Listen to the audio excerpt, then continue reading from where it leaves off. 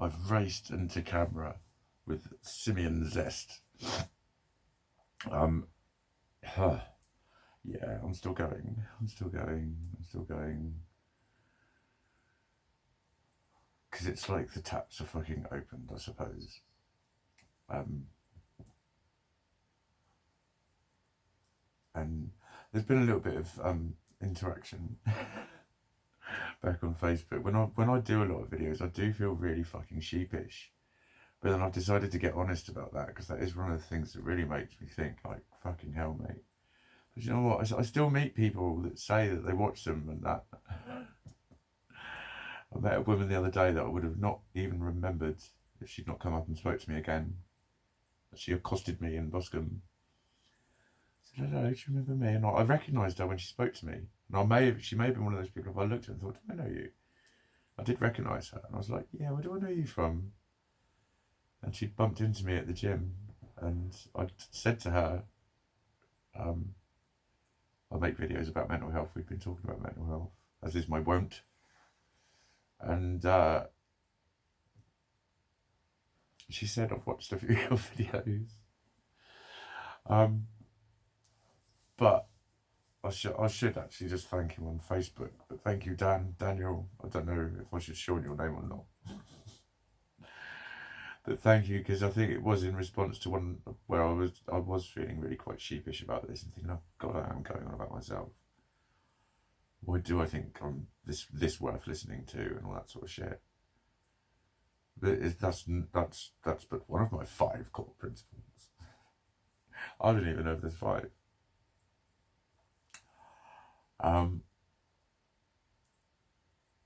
Because I'm kind of, yeah, using it as like a diary or whatever, but it's a lot of therapy, it's a lot of honesty, it's like a journal. It's a lot of honesty, and there's, I'm still keeping in with one of my core principles, which is about just getting really naked with your truth. Even if that truth is this alone, doing this alone makes me feel stupid and vulnerable and like a dickhead and needy and all that sort of shit. And like, I can well get the principle that, well, if they're helping them, why do you keep fucking doing them?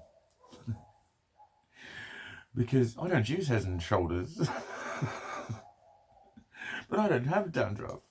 Because I was using head and shoulders. That sort of thing, I suppose. Whatever that bullshit is. But no, it doesn't make me feel very manly. But then without getting too much gendery, it doesn't make me feel very powerful as a person. And I mean, in your own power, knowing you and being you. I'm still unashamed to be me. Like, the me that I was being when I was dancing was me, but the me that is hurting right now is me. Then I know I'm really kind of in stark contrast to the me that I look like when I'm dancing, because I look like this sort of shit would make me go land. Because in a lot of ways it does make me go land. Because yet again, there's that contradiction in what I think and know to be true and what I feel in my heart to be true. I don't give a fuck. Because if I gave a fuck, I wouldn't be there. Because now I'm starting to give a fuck. I'm not going there.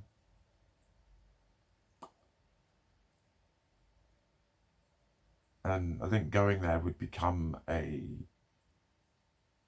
exercise in proving that I haven't let it get to me, rather than doing it because I pure as hell want to do it.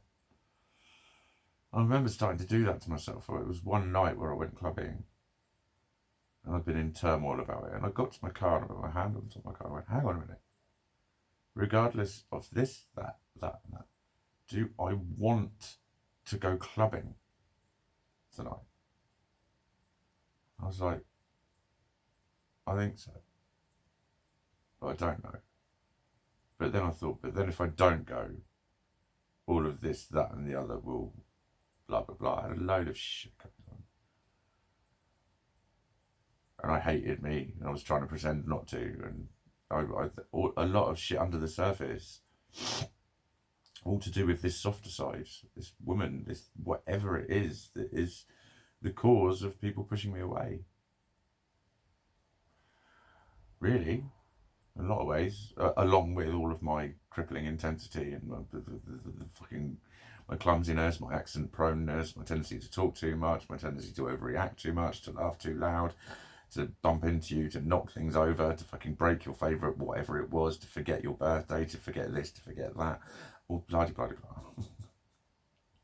All of those things that I just dump on people if I get near them, that they have to consolidate and they have to start managing. And I know that that's what I'm like, because people can't help but communicate that to you by their level of impatience or their level of laughing at how impatient they should be, but they're not because it's you. But then that doesn't last. And I'm very experienced at this. I've fallen out with a lot of people. I've been dumped a lot of times. I've been rejected a lot of times.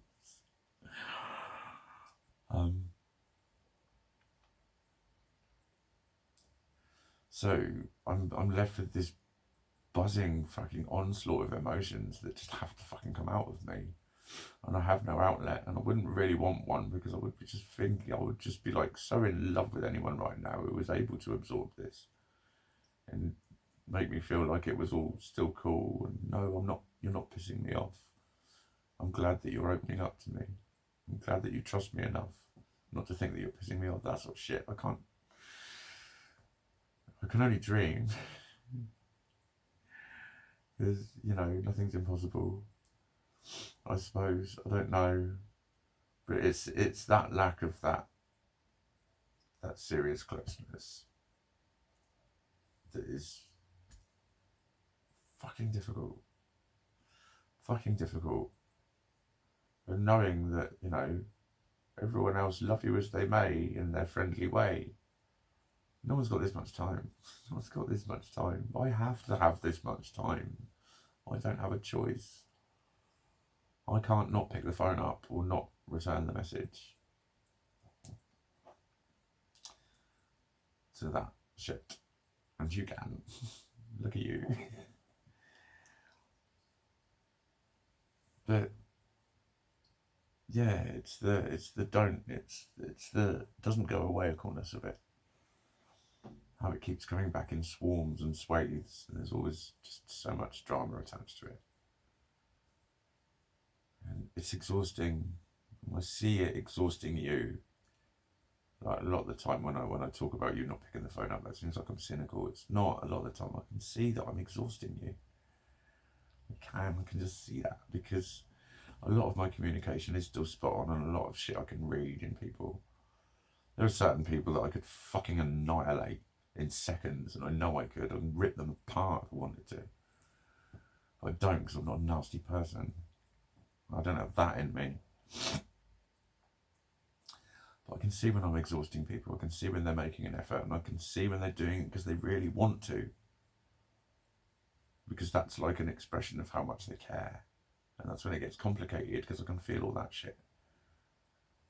And that's when I wish I wasn't empathic and I couldn't sense all that shit in people.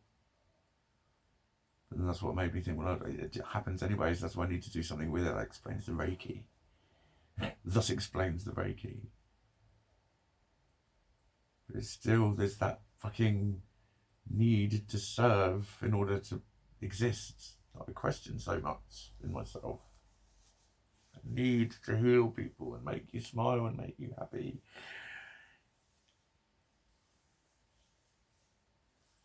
It's like, just bespeaks the frightened child. Please just everyone be nice. Is this nice? Is that nice? Is that nice as well? I need it all to be nice. If it's not nice, I don't know what it is. And when I don't know what it is, I panic. It's kind of me in a nutshell. There are only certain things that I know what they are, for sure. There's big, loud, shiny things that are definite, like loud laughter and big hugs and smiling faces and shit like that. But, you know, the bike rides were, this is what I wanted to put in this video. There was that moment of being 150% me. And the feedback of the happiness I could see wasn't adoration of me, But it was an applause of me of sorts. It was an approval of me, but it was definitely to their benefit because they were dancing and smiling, and that's what was joyous about it. And I felt completely and utterly free, and just cruising on my bike, sun out, just happiness everywhere. And it was like the eternal pain of existence wasn't there. And so then, of course, it was therapeutic and addictive, and then made me second guess it and analyse it and ruin it, basically. But then it got ruined. It's starting to feel like maybe it should have got ruined because it's made me look at all of this shit. Because I have been looking at a lot of shit while I've been babbling shit.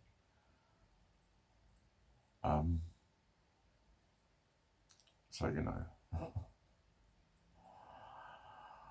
What do you know, Mikey? I don't know what I know, Mikey. I know I'm a 2CV. I've got time to explain that one, yeah, just about. Or a Mini. Or a Beetle.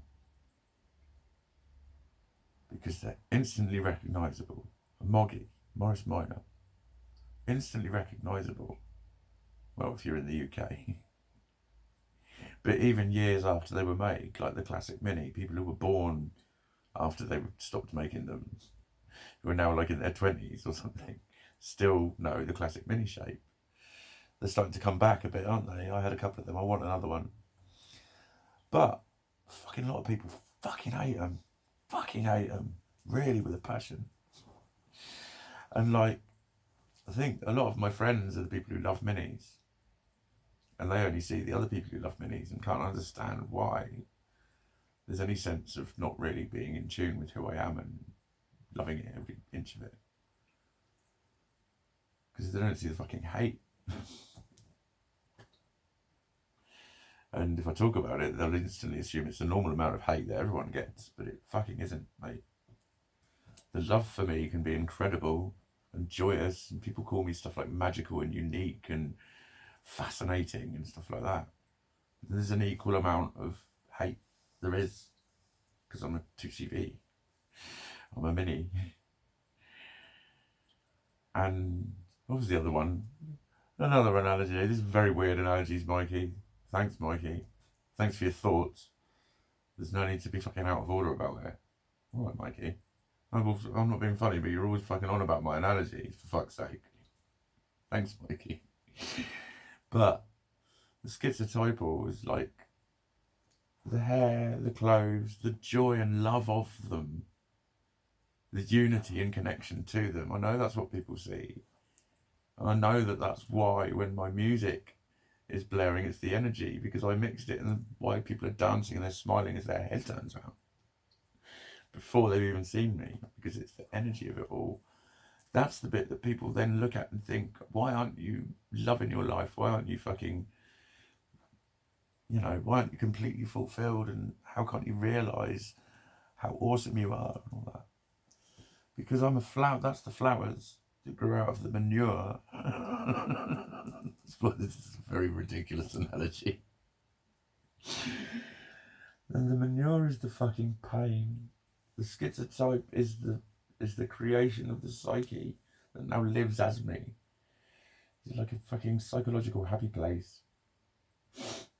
That's why he's only suitable in certain areas on sunny days on the beach when everyone's in swimsuits and looking tanned and happy, and there's just a carnival atmosphere and music and laughter and children skipping around and balls bouncing and frisbees flying. He works there. That's the schizotype. Don't get too close. Don't get too close. Unless it's safe. Unless I keep letting you. I think. I don't know. But, oh dear. I think this might be the end of the day. It'd be nice. I need to do my dental work, and then hopefully it sets overnight, and I wake up in the morning and go, and then my ear pops and my head clears and the sun's out and everything falls into place, and I have a hopeful and positive and productive day. I'm going to wish myself that for once rather than wishing everyone else it on Facebook.